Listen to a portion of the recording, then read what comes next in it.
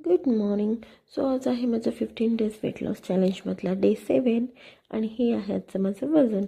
So आजची सकाळ झाली ल्युकवॉर्म वॉटरनी. मी मॉर्निंगला हे ल्युकवॉर्म वॉटर घेतलं होतं. त्यानंतर मी ब्रेकफास्टसाठी 4 इडली आणि थोडीशी चटणी घेते आहे. त्यानंतर मी फ्रेश झाले आणि सौम्याच्या शाळेमध्ये गेले. तिथे त्यांचं आज फंक्शन होतं. सगळ्यांना ब्लॅक ड्रेस वेअर करायला सांगितले होते आणि त्याच्यावर सगळ्यांनी हे दागिने वगैरे घातले होते. आज हळदी कुंकू आणि बोरनान असं दोन्ही एकत्र स्कूलमध्ये प्रोग्राम होता. सो तो प्रोग्राम आम्ही अटेंड केला आणि त्यानंतर घरी आले. घरी आल्यानंतर दुपारच्या जेवणामध्ये मी घेते थोडंसं भात, थोडंसं वरण, मटकीची उसळ आहे आणि सुकी फ्रायची व्हेज मिक्स व्हेज अशी भाजी आहे. त्यानंतर आज संक्रांत आहे आणि त्यानिमित्त मी आज हळदी कुंकूसुद्धा ठेवलं होतं पहिल्याच दिवशी. सो मी रांगोळी काढते इथे बाहेर.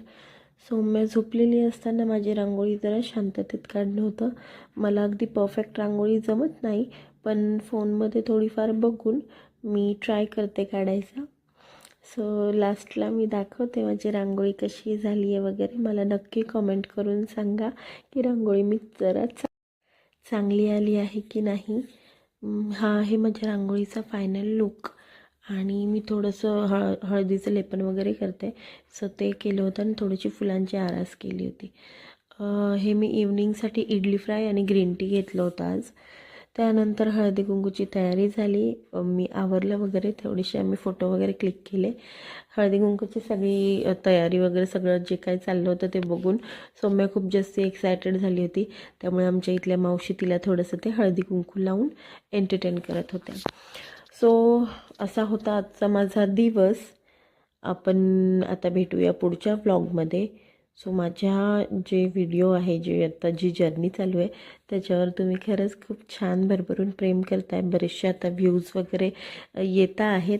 सो माझ्यासोबत कंटिन्यू राहा.